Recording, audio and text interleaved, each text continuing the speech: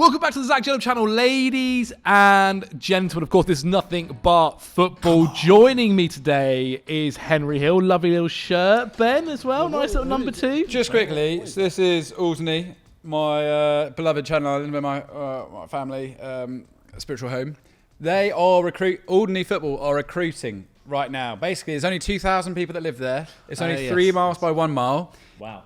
The team, the Nomads, that play in the Guernsey division, and also you can play for the national team against Jersey and Guernsey, another like Sealand, those kind of smaller nations.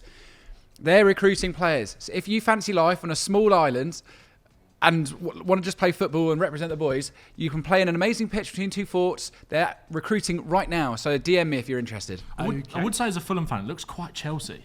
Well, it's not. So it is quite Chelsea. It's not Chelsea, is it? Right, it is quite Chelsea. Alderney. Well, you know what? I thought you guys... that was Samsung across the middle. It's not. It's Alderney Shipping. It's a local sponsor for a local team. Come on, go represent the island. Go represent the islands, possibly. You know what? I've got away with this. I thought you guys were going to rip me for looking like a cricketer. So. Oh yeah, coming out to bat. There we go. I thought I'd get ahead of it before you guys in the comments did. Nice. You can't dip any lower than you already have over the years. So, well, without further ado, I need to talk to you about our sponsor for today's video, So Rare. Now, I've been loving playing So Rare over the last couple of weeks because it's the ultimate football fantasy game. It's got over 300 officially licensed clubs involved, including the Premier League, La Liga, Ligue 1 and the Bundesliga. Here's how it works. You guys at home collect digital cards that are limited editions. Real collectibles that actually belong to you guys at home. You can keep them, play with them, trade them, or even sell them for real life money. Twice a week, you line up a team of 5 players, which will then, based on their real-life performances, earn you points. If your players perform, there are some crazy prizes up for grabs, including cash prizes, signed jerseys, match tickets, and even the opportunity to meet legends like Zinedine Zidane. And here's the best part. For the start of the season, with our exclusive link in the description, you guys get a €150 bonus. Honestly, this is the perfect time to jump in and grab your first players. Do not miss out. Okay then, lads, without further ado, as the people at home can see by the title, we're going to be talking all about the first month of Premier League action. Now, I know only 3 games have passed. However, we are about a month now into the Premier League kicking off. We've seen some upsets. We've seen some surprises. We've even already seen some sackings. So what me and the boys have done is come to the table with 2 different things that we've learned from the month of football. We'll talk about them, we'll discuss them, see if the rest of us agree, disagree, and go from there. Without further ado, Henry Hill, I'll let you kick things off with your first one. What's the one I sent in to you? Okay, the one that you sent in to me was not much has changed at the top of the table. Yeah, I think it's true, actually. All these transfers, all this money spent, but really we're seeing some fairly similar patterns to what we saw last year. City are still in a transitional period. I know they've lost twice already. When they won the league in 23-24 and 21-22, they only lost 3 times all season, which is it's a stark difference. It really is. Liverpool aren't blowing teams away by any stretch of the imagination. They've relied on a lot of late goals, and I think last year a big feature was their ability to win ugly, was their ability to rely on Salah to do... I'd say they've had tough games though, Liverpool. Yeah, they have had tough games, but still, that Bournemouth game, for example, they still gave up a 2-goal lead. But Bournemouth, I think that was almost them proving like, oh no, we're still here to play. I think a lot of people went into the season maybe actually, again, underrating Bournemouth, thinking obviously the whole back line is gone. I completely agree with you, and I think we'll get on to Bournemouth in good time. Great team. Chelsea, is that attack complete? Yeah, obviously against West Ham, who are dismal. We saw a pretty exciting performance, and I think João Pedro has been amazing. But they're still working things out, I think, sometimes with Chelsea. I still think with a lot of names, a lot of faces in that squad. Arsenal, yes, they've got a striker in. Still looking tentative on the road. Still not quite... You want to see them really press the knife in. You want to see them go for it. And we're yet to see... Yeah, they beat Leeds at home, but certainly away from home they've looked tentative. So my point being, and even Spurs started really strongly last year. Yeah. But out of all of them, they were the change I was expecting to be the greatest, because they finished in 17th. It was 17th. Yeah. And new manager in some very smart signings. I was expecting to see a bounce. But again, Ange got them off to a pretty solid start last year. My point being is, I don't think a whole lot has changed at the top of the table. Do you think that's partially because, again, I think I've mentioned this on previous podcasts. With the big boys anyway, I should say. Do you think we maybe give too much credit to the transfer window? Yes. And that sometimes actually when clubs are having all these upheaval of players, when guys are coming in and out, and even though a lot of these players can be really exciting and really good players for the future, you think of Florian Wirtz for one of them, that maybe we think, they're going to just absolutely from the start be amazing and show and improve this team. When actually it normally takes a little bit of time for them to kind of set up or get used to the league or understand what they're meant to be doing. Or in the case of Spurs, a whole new manager, really a very different kind of system to what they're used to. Chelsea, for as good as their attack got last year, half of those guys then moved on and then got replaced by new ones. Liverpool, a lot of changes compared to the solid foundations they had the year before. Man City, even more changes. Like a lot of these clubs we're talking about had all these transfers come in.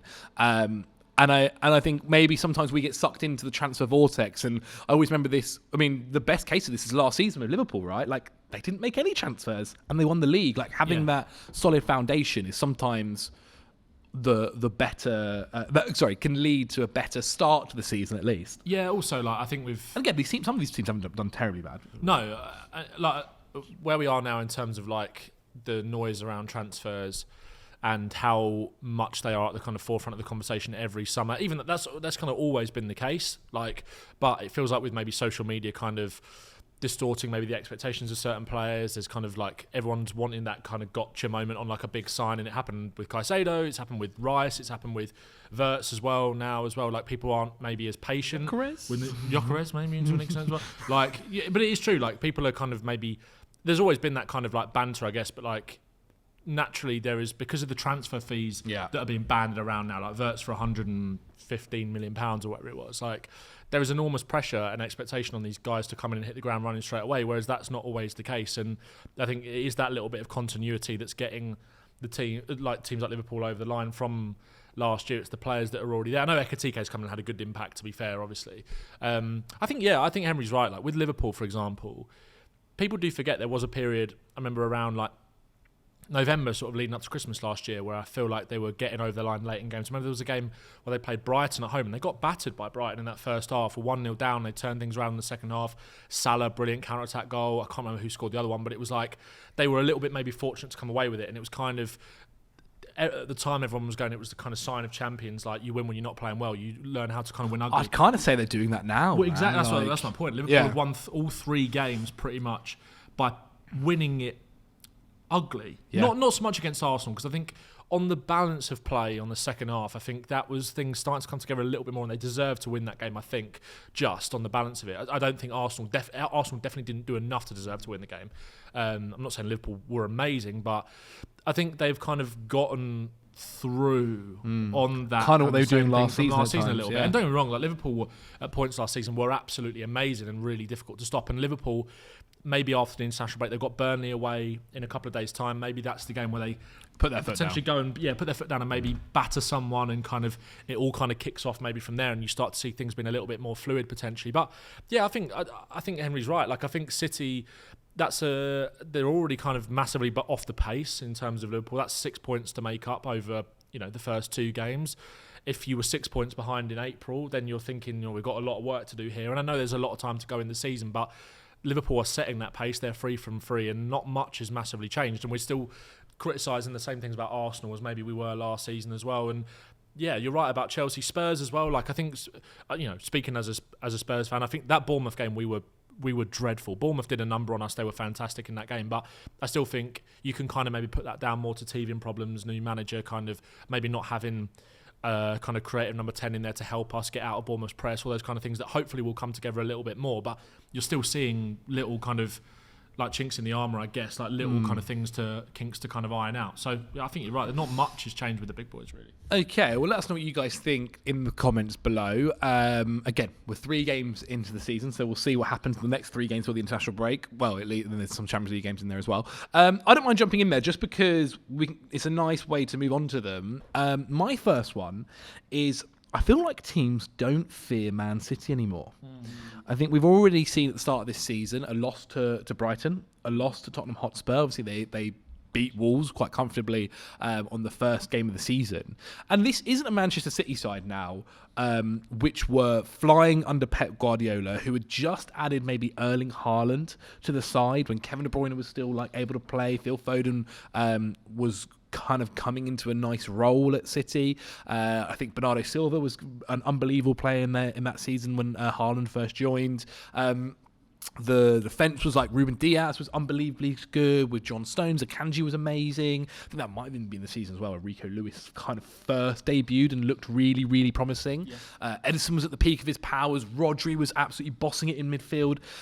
I kind of feel like now teams are less scared. I feel like there's less of an inferiority complex around City and feel like actually we can play City at their own game. We can dominate possession at times. We can be more physical at times. We can press them in the right way, high up the pitch and get chances for them. And I think we've already seen that really recently, the Brighton game being one of them. City weren't good in the Brighton game whatsoever. They are, I completely agree, having similar issues that they had last year. But because of that, I think even more so now, people are less afraid. And with the fact that Kevin De Bruyne now isn't there to sometimes get them out of these holes, who for so many years, I mean, for a decade, was the guy, whenever it was needed at City, Kevin De Bruyne would step up. He'd play the most inch-perfect ball. He'd shoot from 35 yards out and it'd go top corner. Yeah. He's not there. And some of the replacements now, I mean, City are going into the derby and possibly the games afterwards being Napoli and Arsenal, missing 13 players due to injury. We've seen Cherki, one of their star signings of the summer, out now for 2 months. Several others have also kind of dropped off as well with injuries. And obviously, again, add on top of this, Rodri's only just coming back as well. So a lot of pressure to put on this guy. I think a lot of teams now are starting to look at this City squad and go from a squad where people looked at and thought, God, like, which one do we mark here that then leaves someone else free and they're going to have lots of room to do something. So now thinking, well, we can actually play them off the park, or we can kind of go for their weaknesses, go for their jugular here and put our foot onto them. And I genuinely think now teams are going into games with City, whereas they were thinking, if we can get a draw here, we're laughing. I think at times they think they can capitalise on that. I agree with you. I think certainly a wing back. Do teams look at Lewis, Aït-Nouri? Aït-Nouri's injured now as well. Do they look at these players and think, oh, Aït-Nouri's just come from Wolves? I think they know that they've obviously great players, so they can go up against them. Yep. Does Nico Gonzalez ever look like a £60 million midfielder? Not yet. I don't think so. Reinders is too early. I think it's a brilliant signing, don't get me wrong. Had a great debut. He had a great debut. Signings like Kuzanov, I don't think anyone would fear coming up against Kuzanov. But even the defence now, look, you look at that structure against Brighton for the second goal, first goal, whatever goal it is. Second goal. So open. And the line is an absolute mess. And that was something City used to be so precise with all the time. Also with 5 minutes to go in that game as well. That's just like, Oh, so unlike City. Yeah, it is. And I think if you're a City fan, I feel like City fans maybe feel a lot more calm about it than everybody else, because they probably are accepting of the fact they're in a bit of a transitional phase and they can live with that. They've had their kind of period of dominance and they know maybe they need to hit the reset button a little bit and go again. But that doesn't mean that they're not there to be got at. Like you said, your kind of overarching point is definitely something that was already there last season. And I think City have always been a little bit vulnerable under Guardiola because of the way that they have set up. Obviously, they've been able to dominate so many games and their quality gets them through, and they're so well drilled in terms of the system, and there's just so much quality there that when they're at their peak, they were unstoppable. But you always, in the back of your mind, because of the way they wanted to play, you always felt like there was a chance to maybe get at them. It's just whether they'd allow you to do that with the control they had in the game. But they've never been more vulnerable than they are right now. And I think, like I said, I think City fans are probably okay with that. It is transition. It is a transition. But yeah, if you're an opposition team, if you're Bournemouth, Forest, Tottenham, even Man United to an extent, like any team in the league, Palace, Chelsea, whoever, you're going to the Etihad or playing them at home thinking, we really, really can get something here. Yeah. Really can get something. Well, think again, last season, the first half of the season last year was bad for them, but the second half was actually pretty Really good. good, yeah. It was really, really good. I think they had some of the most points for a team post-January. Whereas this year, since the start of this, obviously, again, it's only been 3 games, but they do have a tough, the next 3 being, as I said, Manchester United, Napoli, and then Arsenal. It's not easy. Also, whatsoever. Man United didn't. Ruben Amorim only dropped, he beat them at the Etihad last season and got a draw, I think, and at keep in mind, Old Trafford as well. We did a whole video on Manchester United, and I think rightfully so. City are below Man They won't be, United. and they won't be scared of them either. I don't think United, as bad as they have been, I don't think they'll be scared of City. Yeah, I've been looking at United's, and actually, they are taking an awful lot of shots. They shot 26 times against Burnley. 22, the quality of their shots are poor, aren't they? 22 against Arsenal. They are really poor. But expected goals says they should have scored 7, and they've scored 4, and 2 of those are own goals. So the point is, there is a discrepancy there which could be closed if United can tweak a few things. They concede fewer shots than City do at the moment. City concede. City's defence is really bad. They're conceding 11 shots a game at the moment, which is on par with Fulham, who haven't looked great defensively. So the point is, I think Amorim will secretly be looking at this game and think there will be moments for us to make something happen here. De Ligt is being pretty massive at the back so far, just heading balls away. Cunha should be back fit, I think, as well. I saw him posting something on Instagram where he was back training. So it's on transition, they've got the threat to really hurt City, which is where City are probably the most vulnerable. They've got strong ball carriers in that team. It will be interesting to see with Mamouche out. I imagine another key injury. I imagine that Doku will come into the attack and play on the wing. I'll be really interested to see how City, because Mamouche isn't really left winger. No, he's not. a centre forward or he plays in a front 2, and he's playing in the front 3 because essentially he deserves minutes. Yeah. I think that's the way they've decided to shoot he's him too in. good not to get in the team. I'll be interested to see how City fare with Haaland, who's just absolutely battered Moldova as the main man, and Apologising to the goalkeeper. He's mental. It is. I mean, I'm just looking here at expected points. If you look at expected points, it's not as bad as things seem, and it has them again still under Manchester United, but Man United in 6th and City in 7th. Again, it's so early in the season that expected points can't really have a huge play just yet. Yeah. But it does have them slightly higher than they are right now. But we've got another year of Pep Guardiola. Obviously, he signed that 2-year extension last year. Things are. I don't know whether it's going to be a thing whether he actually leaves at the end of this 2-year deal, or again if another 2-year extension is signed. I think if they have a slow year this year, he might think I've taken the City. Yeah. I saw someone on Twitter the other day made a prediction, and I think it was they'd kind of made a list of predictions before the start of the season, and the first one was Nuno getting sacked at Forest and Ange coming in, and one of the next ones was Guardiola doing a Klopp and actually just leaving midway through, or announcing that he's leaving midway through the season. And it was I thought that, and I was that just wouldn't actually surprise me that much if he got to January and was end of the season, I'm kind of packing it in. I feel like I've kind of gone. Maybe he had. I mean, it's stupid to doubt Guardiola, it really is. But maybe there is an element that he has kind of taken this City thing as far as he can, and maybe is time for someone else. I don't know. There's stupid definitely to a doubt question. him, obviously, but There's definitely a question for him, I think, around does he want to be involved in, because this is what City are going through right now, a rebuild. Yeah. Does he want to go through a massive rebuild where obviously the goalkeeper situation's completely changed now? 2 goalkeepers who Trafford's definitely better at it, but not maybe world class with the ball at his feet. I know that's not Henry's typical thing, but for a Pep Guardiola system, the goalkeeper with the ball at his feet has always been a key feature. And that is true, and that vulnerability has been exposed in. He's been really miffed by that. Is that Laurence, Julian Laurence? Laurence. I've seen him on so many podcasts. It doesn't make no sense. So yeah. But look. Donnarumma is going to make some big saves. For sure. But I mean, the whole system will slightly change then if Donnarumma's in goal, because he does struggle with the ball at his feet. And then again, add to the fact that Gvardiol is out injured, Phil Foden is out injured, Kovacic is out injured, Savinho's out injured. Obviously, as we mentioned, Marmoush is out injured, Kuzanov is out injured. A lot of players are out. And one of City's big issues they need to fix up soon is that defence. Mm-hmm. Massively that defence. And without Gvardiol in there, Ruben Diaz looks like he's dropped off quite a bit, surprisingly. Again, he's had his injuries throughout the years. John Stones, you can never trust with a 30-game season in the Premier League nowadays due to his injury record. It's definitely a concern for them. And a reason why I think teams are definitely looking at City now and thinking they are a team that you can get at now. Okay then, Ben, over to your first thing that you've learned this month. What is it? Well, I'm going to go with my second one first. Nottingham Forest are every bit as soap opera as we thought they would be. Like sacking Nuno 3 games into the season. There was rumblings of a sacking even before the second game. The falling out with Edu and Marinakis, which seemingly, according to Mr. Marinakis, got patched up when they were. I think he got interviewed about it at the Europa League draw, and then about 11 o'clock the other night, we got the rumour that was going around. Then he was sacked, and then Ange Postecoglou comes in just to add a little bit more drama and a little bit more box office to Nottingham Forest's story and the Premier League. Yeah. Forest are a really interesting one, I think, in terms of how they've started the season, because against Brentford on the opening day, I don't think, despite the fact that I think Brentford are going to be okay, and I think they're just kind of working things out under a new manager and they've shown bits here and there, Forest probably couldn't have asked for a nicer start to the season in terms of a team that was under a manager that's never managed in the league and still figuring things out. They battered them 3-0 up at half-time, looked good.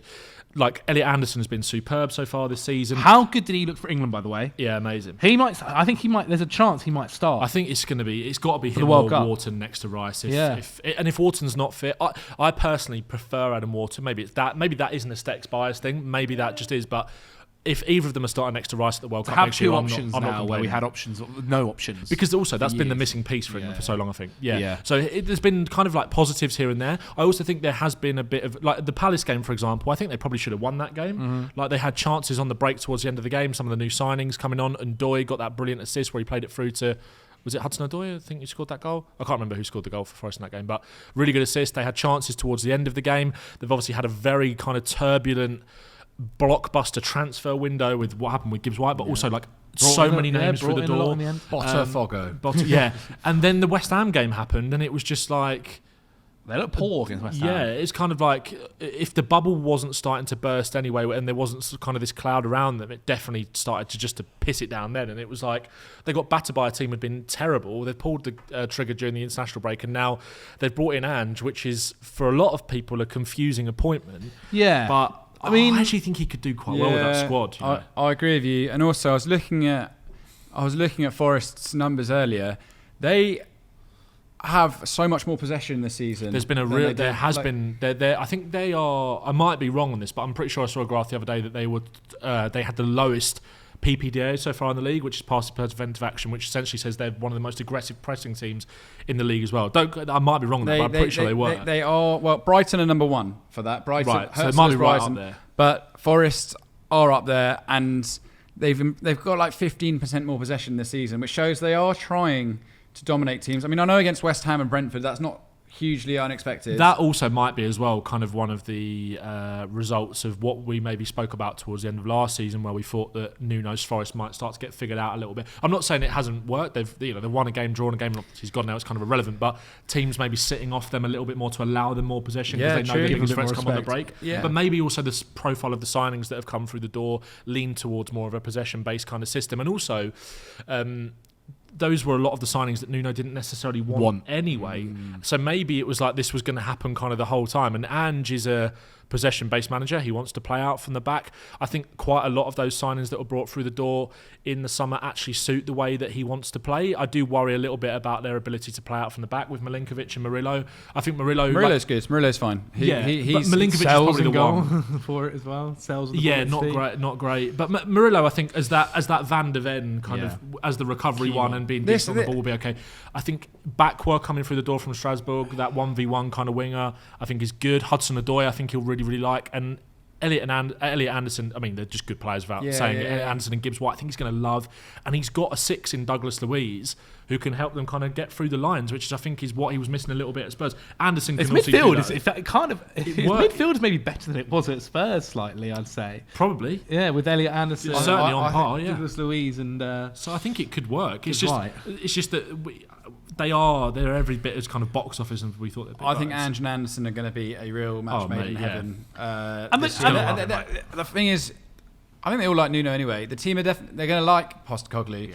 We're assuming here that he's going to just do exactly the same thing he did at Spurs. Tottenham. I think he's naive. I think he's wisened up to the idea that you have to be a bit more flexible as a manager, and he will slightly adjust. He can't. Yeah, you're right. You can't just have Milinkovic playing on the halfway line. We That's saw not- against England. It was really like he struggled. him and massively. Pavlovic. Christ, I mean, it was. So I'm intrigued to see how Ange does take them on, but I think the fit is actually better than people are giving credit for, especially the attacking talent they've got in. It's so funny, Zach. Last year I was like, Marinakis is going to explode on Nuno in about a month, and it didn't happen. Basically, balled up though. It's a year, over a year, that prediction has finally come true. Yeah. I didn't realise that Nuno had only won 3 out of his last 20 league games for Forest. Well, the end of last season was really bad. Yeah, I knew it was bad. I didn't realise it was that. When you see that on paper, you're like, Jesus Christ. I think it just became. Although there had been a bit of a change at the start of the season, it definitely the signs were there. Well, I saw a couple of Forest fans, and again, I'm not going to say this speaks for the entirety of the fan base, because I think them and Nuno ended up building a really strong relationship with him with the fan base, and especially behind the scenes as well. Like I saw Nuno did a lot of things like charity work in Nottingham. Yeah. But a lot of them were saying like it kind of felt like the second that story came out, and even like during the summer when it was like there's a chance he might leave, it kind of felt like the writing's on the wall, and they were saying, you know what, I'm kind of happy it's happened now rather than halfway into the season, a big change up, and also they've managed to get their replacement in like that. I heard it was about Adama Traore. Apparently he wanted Adama Traore. He really did want Adama Traore. How do you feel about that though? Because it's a difficult one, because you can make both arguments. You can make kind of an argument on either side to suggest that the players that have been brought in by Edu and Marinakis are, no disrespect to your boy, but are better players than Adama Traore. But also, if the manager really wanted him, then this is it. If Adama Traore was under Nuno's system, I could see that actually being quite good. But the thing is, right, is that's where I think they're thinking, look, how long are we planning on keeping Nuno here? Those rumours that came out in the summer pre-Adama Traore were big signs that, okay, well, the board are at least thinking about the idea of what's after Nuno. And maybe they're thinking that. And I ultimately do believe that a football club should be run structurally rather than just getting the manager's players in. Don't get me wrong, there should be a nice mix at times. Like, how many of those were Nuno players? I don't know.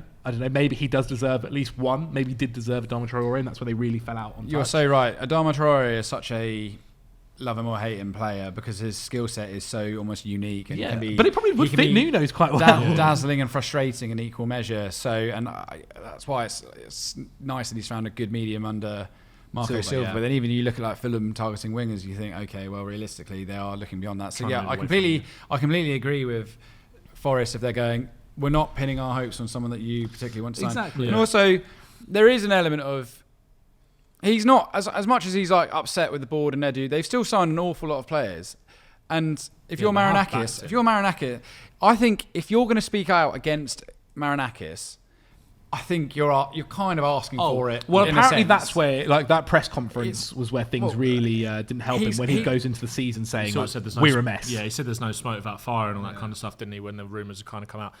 Yeah, I also think that there was a lot of Forest fans that were like, oh, we should go and get Marco Silva, we should go and get Oliver Glasner. And I can't remember, I think it was, who was the other name that was mentioned? I can't remember who it was. I was certain Jose was going to go there. Iriola. It was like, with all due respect to Nottingham Forest, I know Marinakis is an ambitious chairman, and as much as I don't like him for the saga that we had in the summer, and I don't think some of his actions, he's necessarily painting himself in the best light whatsoever, I think you can respect his ambition, and if they were the targets, I don't think they're necessarily realistic.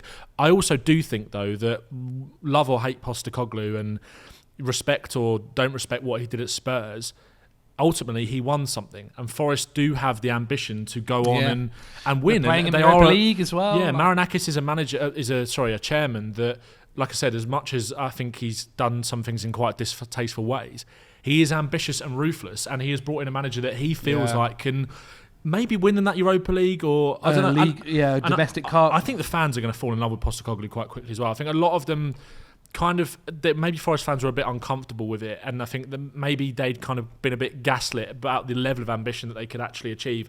They weren't going to get Glasner, Iriola or Marco Silva. Like, they weren't. I think Marco Silva might have been one of the ones that could be tempted, just because one of the things that maybe he's been frustrated with during his time as a manager at certain clubs is the level of backing that he's got, maybe, and Forest, you definitely would get that. But is it enough of a jump in terms of how he rates himself as a manager? But I think Postecoglou, like the Forest fans, if they got Arsenal on Saturday, if he gets a result at the Emirates, like a point.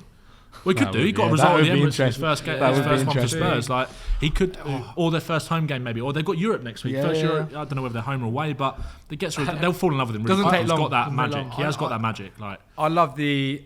I was thinking, if Marco Silva leaves us for Nottingham Forest, then I even know nothing about football. I was like, it's a bit ambitious for Nottingham Forest after surviving relegation to have 1 year where they fluked their way into the Europa League, having actually finished in the Conference League. Suddenly, be like, we're a massive team. And you telling them to know their place. And we can, there is an element of like. I agree. You'd have to put some serious money on the table. It would only be for, well, it wouldn't only be for money, but there's no guarantee Forest will be a European force moving forward. So and also I just quickly, like, don't overlook the strength of that Greek link between Postecoglou and Marinakis. Like that is really going to mean something. Well, he spoke about how when Postecoglou won the Europa League, like how great that was for Greek football. He was saying, that's true. That will really mean this. He is quite a.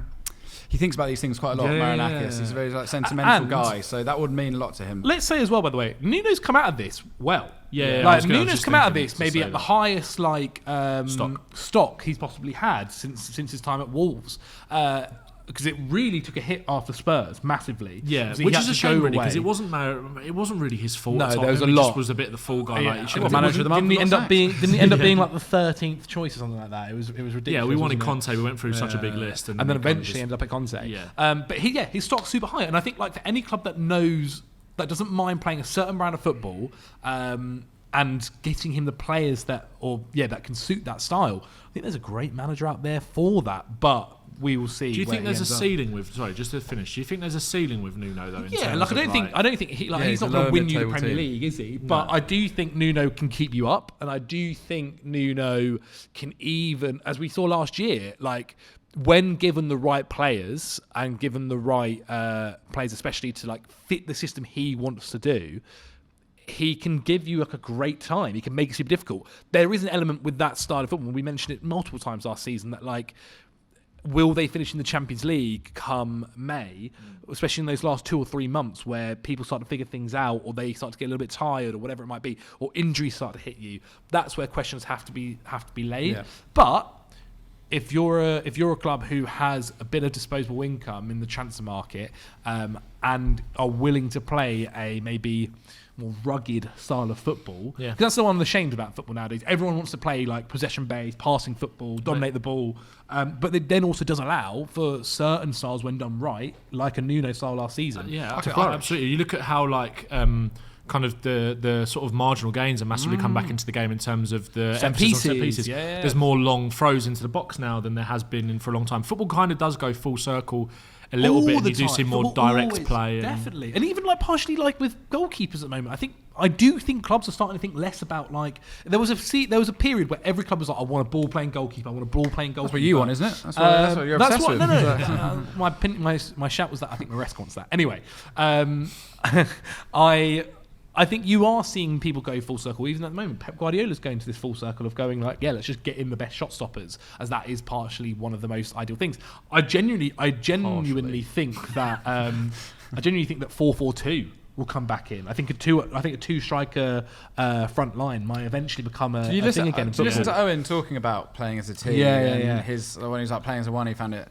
I actually think that interview with Michael Owen where he was like, people didn't give him enough credit, is actually kind of true. As well. Like when he was 18, he was ridiculous. He did that whole interview sat behind his Ballon d'Or. Like, everyone just seems to forget about And also there was a bit where when he was talking about like his biggest achievements, when he was saying about.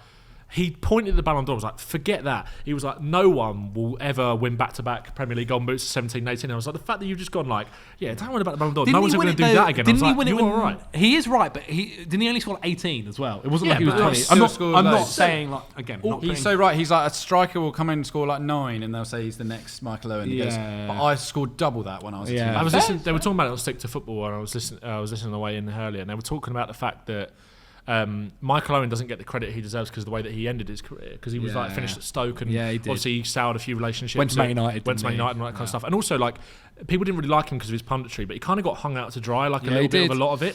Sometimes people, like, it's like, you know, when he said about the wall with Szoboszlai a few weeks ago for Liverpool with the free kick against Arsenal, I was like, actually he's kind of right. And it was what did he say? He said basically from those kind of distances of free kicks, What's maybe the point of actually having they a shouldn't wall? have a wall.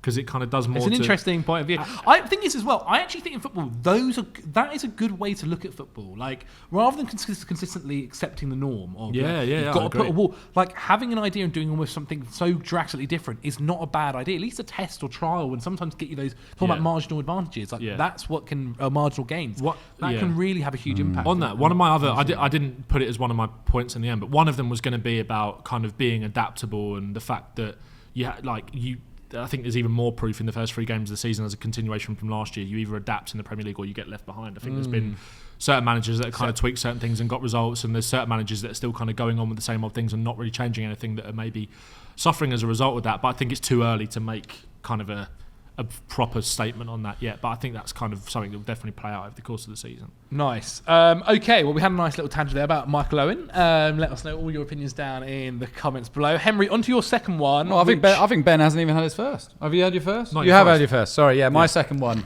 is my. Thanks, so it's only because your first one's in such big bold. Oh yeah. My second one is we've got a relegation fight, baby. The relegation battle is on. Honestly, it is indeed pure magic. I'm so happy to say this. The Premier League table currently as it stands has Wolves, Villa, Fulham. I mean, Newcastle are there. But look, you're assuming Wolves, Burnley, Sunderland, Leeds. Anyone else you chuck into that mix there, Henry? Well, I don't know about Sunderland. I think Sunderland. I mean, they're currently fourth in the Premier League.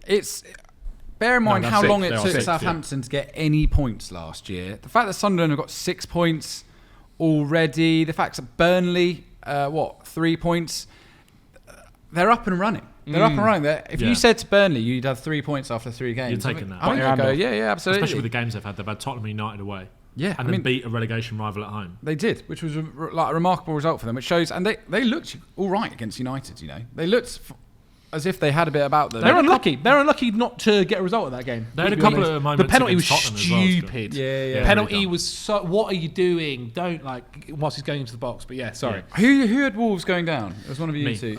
I think the more I look at it, the more I think, maybe.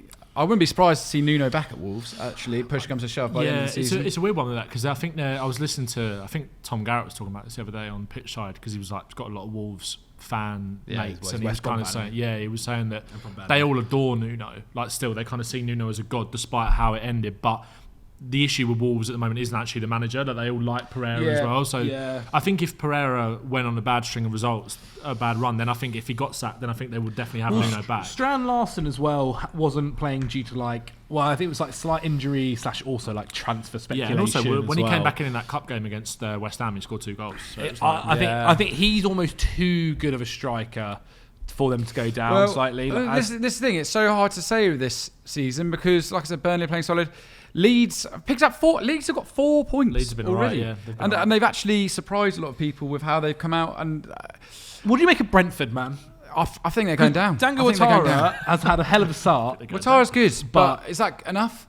I do tend to agree. I think they'll be okay, to be honest. Do you think? Yeah. Even already losing that game against Sunderland feels quite they were crucial. A bit unlucky in that game. They were. They definitely were. But that is where they really need things to go their way, I think, this season for them. That's why that backs up my point. I know you're going to say, you're a Fulham fan. I genuinely don't believe that we're going to go down based on the first 3 games. Especially not with Josh King in the side. Jesus Christ. Josh King, Kevin. And then as well, honestly, we've been unlucky. We've had a bit of a stinking start. We've only lost 1 game, though. We've drawn 2. So I think Fulham are going to get up to speed. It is early days. But the point is, the promoted sides are here to play. Yeah, they are.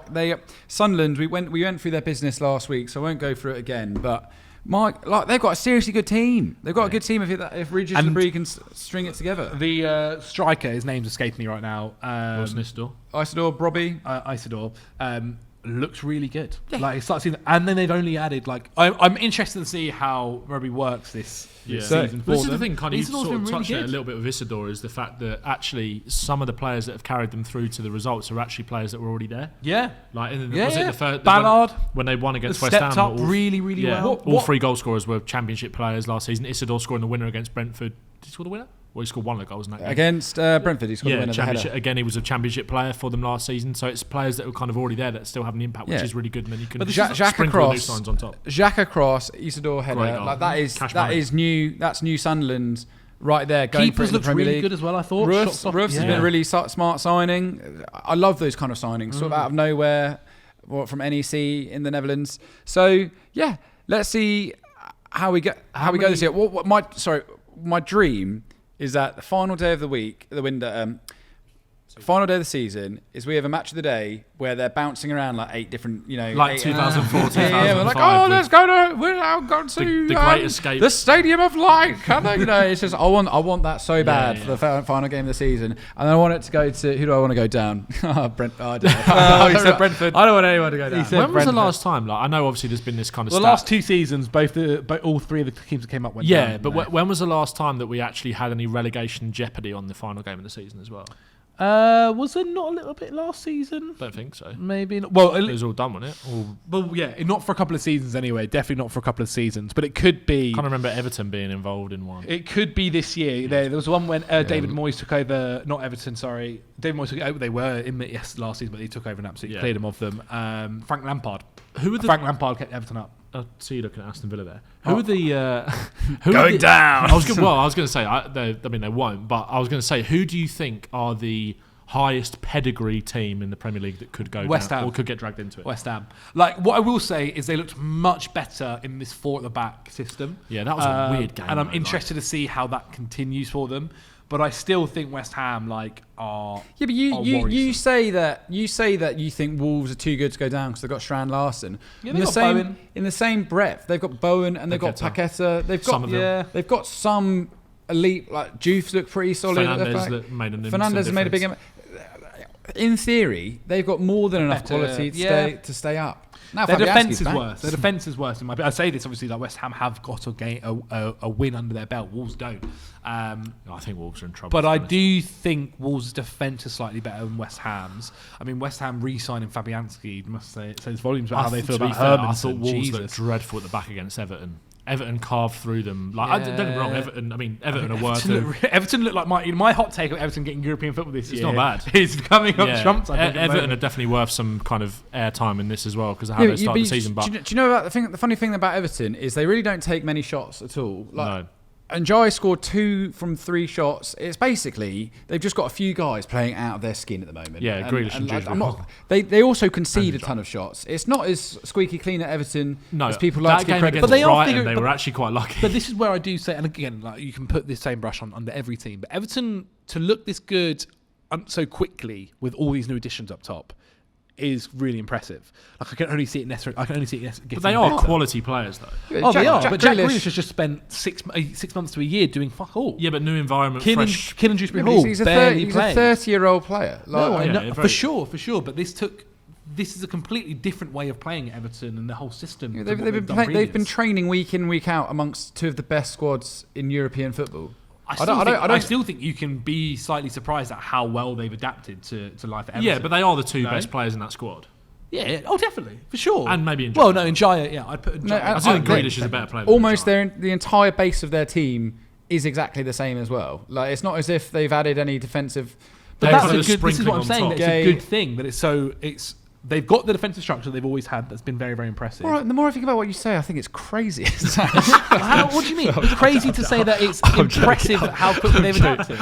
I'm joking. I was just sparring. No. Say crap. No. That's crap. Better. No, you're right. It is impressive. But I think they've very smartly gone after players with things to prove. Like a bit of hunger, a bit of fire in the belly. A bit of fire in the belly, indeed. Okay, then relegation battle is on. My second one, I want to talk about Szoboszlai because I've not been. Oh god, what's just breaking? Chelsea handed 74 charges by the FA for what?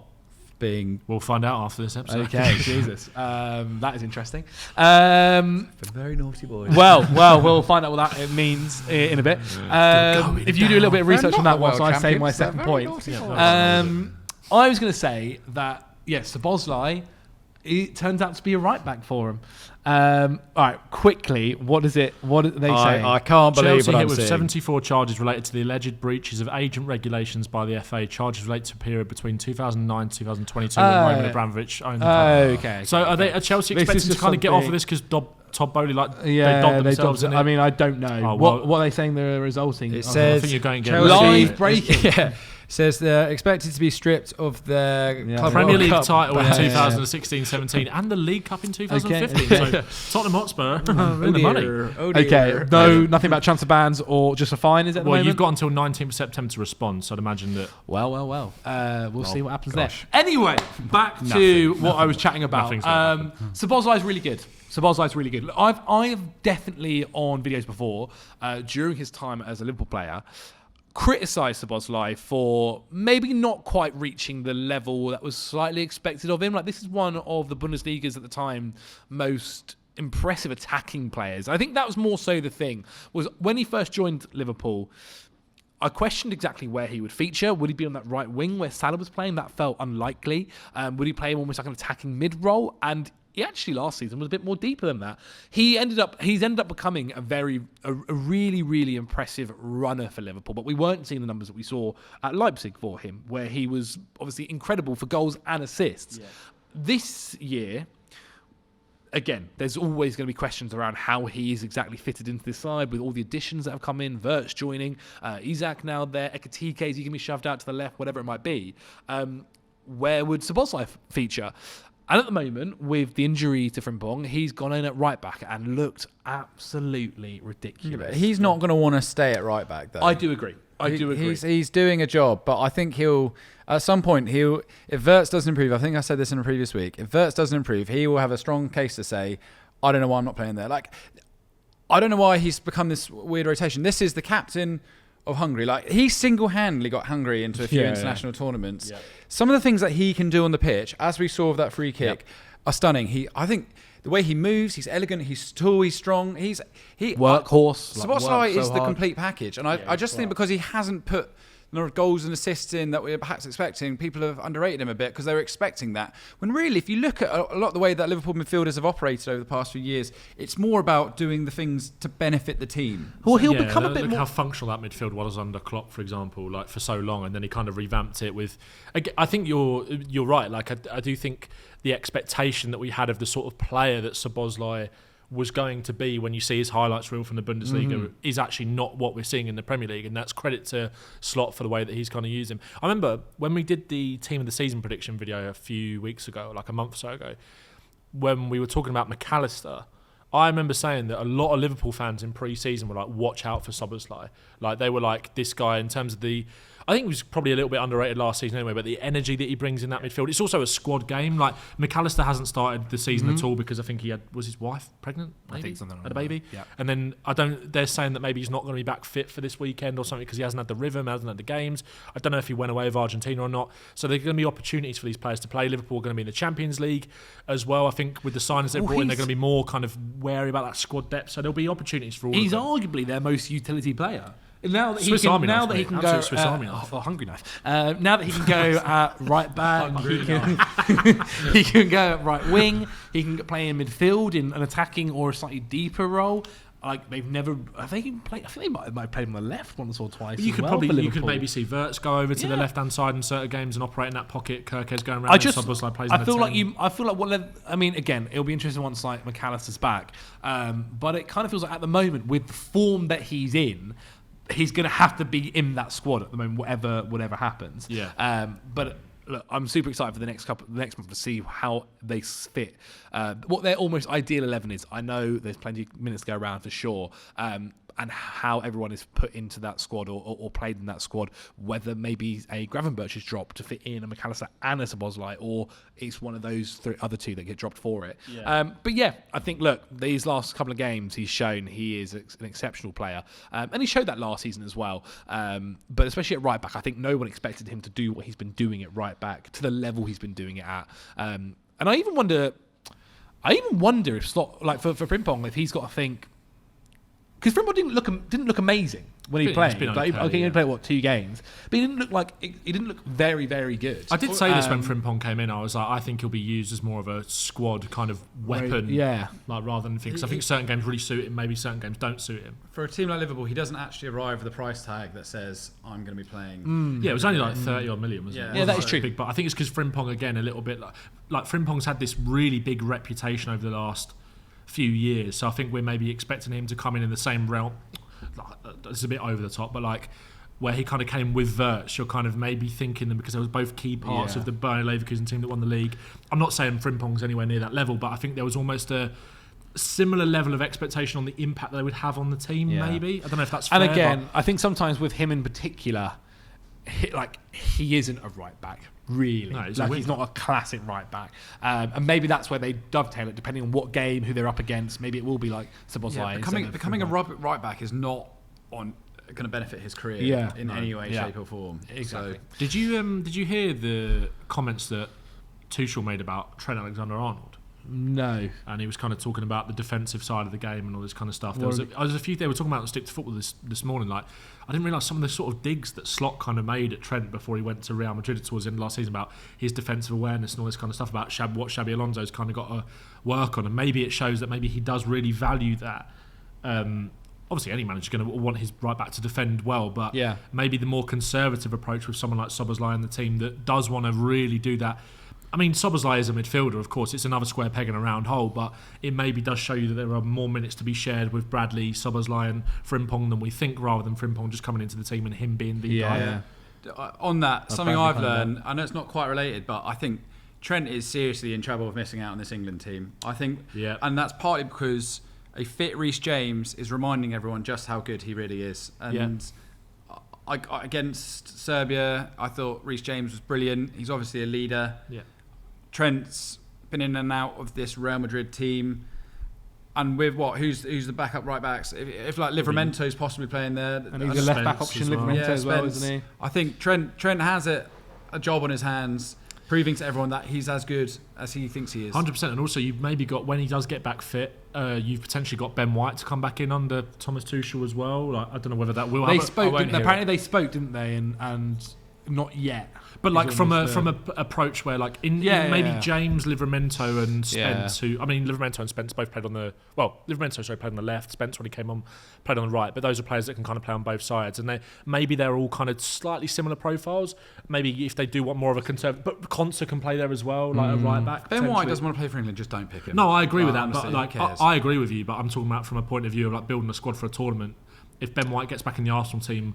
I don't know why we're talking about Ben White. I don't care. But like, I'm talking about the overarching point is there's a lot of competition for Trent. Like a lot of competition. And I worry for that because I don't know. Like, it does almost feel Scholes-esque in the fact that like England are trying to fit Trent in. They haven't necessarily tried apart from midfield. the last Euros. Tuchel though, I mean, and I just wonder whether. I can just see. I can see. Trent not basically ever really having an England career. Yeah, I wouldn't be surprised. Which is a shame due to the talent level he has.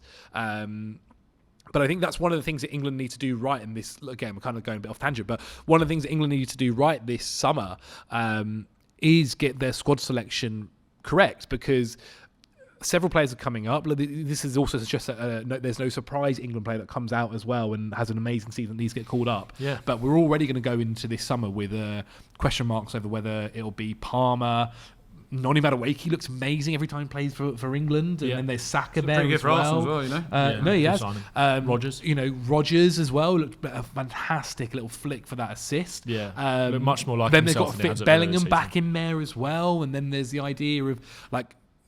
Tuchel seems to like Henderson still being in this part of this squad. There's the left wings issue of like, does someone then end up getting shoved out there, not being an actual fit? Henderson's going to the World Cup, I'm telling you. Yeah, just I'd say accept. I don't think he's going to play. But my point is, if Henderson's care, going, there will be someone. There will be a big name left out, won't there? At least, and I think that could end up being Trent. Okay, then on to your one, Ben. The final one. The last thing that you've learned from the month so far. I think, obviously it is early days, but I think Bournemouth are in the best place out of that kind of cluster of teams that competed for Europe last year outside of the traditional Big Six, and those that you might expect to potentially be in that conversation this year. I'm thinking maybe not. Brentford did last year, but I don't think they will this year. Brighton? But Brighton, Forest, Everton, Palace, Fulham. I think Bournemouth are in the best place to get Europe. I think this could be the year that they do it. I think you look at the amount of teams that are playing in European competitions this season, from an English point of view, is the most I think we've ever had. Palace are obviously in Europe, Forest are in Europe. That kind of might hold them back a little bit. Everton have looked really good so far, of course, obviously, but I think Bournemouth, like a real continuation from what they did last year. Their recruitment to replace so many key names in that team that went out. I think Diakite, the centre half, has massively gone under the radar in that back line because I think he's really good against Spurs because of the chat about. I think we sort of spoke about this last week anyway, but a lot of the focus and hype has been around Truffert, rightly so, because I think Kirkes was obviously a real kind of, I guess, eye-catching player in that Bournemouth team over the past couple of years because of his ability to get up and down. I think Truffert has come and replaced that so well, and obviously with Kirkes going to Liverpool, I think there's maybe more spotlight on that position rather than Zabarnyi or Huijsen going potentially. And I think Diakite has very quietly come in and just looked really solid. He was brilliant against Tottenham. Zanetti was always good. Exactly, Zanetti was always good at Bournemouth. And then in terms of the recruitment, they've done really well. But also, I think the coaching with Iraola, I do think there might come a point where at some point in the season it could catch up with them a little bit like it did last year with the intensity in which they play. You might think, though, that Iraola might learn something from that, from the way they kind of fell off in the second half of last season, or certainly dropped off in terms of the form. I do think the intensity and the hard work in which they put in that team maybe caught up with them a little bit, and they were tired, leggy, but they've got options in that squad now. I do think they've kind of bolstered a little bit. So I think his coaching performance against Tottenham really, really impressed me. Like the man-to-man press, they totally suffocated Tottenham. They totally limited Tottenham's play down to one side, in the left-hand side in Brennan Johnson, who we know isn't necessarily that effective in the build-up. They tried to keep us away from that right-hand side as much as possible. It was such an impressive coaching performance. I think there's a lot more to come, especially against the bigger teams as well. And I do think the fact that their competitors maybe for those spots being kind of distracted or having to juggle European football on top of their league campaigns as well might put Bournemouth in kind of a prime position alongside Brighton. And also I think Bournemouth's, despite the fact that I really like Brighton, I predicted them to finish in European places before the start of the season, I think Bournemouth's attack is in probably a better place than Brighton's is right now. I just think with obviously Brighton, it will kind of maybe take... I'm not saying Brighton are bad going forward. I think they've got a lot of options, a lot of exciting attacking options, but I think in terms of the continuity, like Bournemouth is pretty much exactly the same as it was last season. Semenyo looks like he's gone up another level from last year. Again, amazing against Tottenham. Evan Nilsson, again, is just a really good striker. David Brooks has been good so far. Alex Scott. Yeah, but do you think David Brooks is good enough to talk about what you're doing here? Semenyo and Evan Nilsson are quite evidently the best parts of that attack. Yeah, of course. And I firmly believe in the way that you said that teams managed to get, that Bournemouth managed to get focus on Johnson. I believe that teams will eventually figure out a way of isolating Semenyo and Evan Nilsson to focus. Tavernier and Brooks, I think, is a drop-off from Semenyo and Evan Nilsson. And even if you go into the bench... It's Bournemouth Brighton this weekend. Is it? Well, yeah, it's going to be fascinating. It's going to be a really fascinating game. Like Clivert, I know he scored a fair few goals. I think the jury's still out on whether or not he's I think he's found his level in many ways. And then the rest of the team, it's not that deep. I know they've got guys who are injured who can come back. The Turkish guy who plays up front. Yeah. I mean, Alex.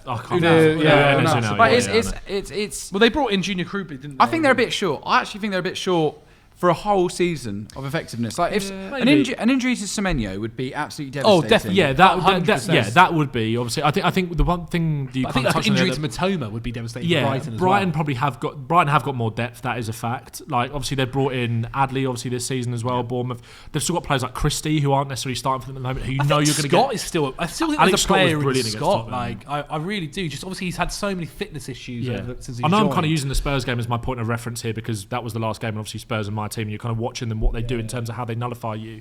But they were impressive against Liverpool as well. Like you said, an injury to Semenyo would be a disaster. It would, obviously. But we could say that about any team. Right. But Brighton, like you said, probably have got more options to deal with that if one of their star players would. I'm not saying Bournemouth are going to finish above Brighton necessarily. I think Brighton could finish sick.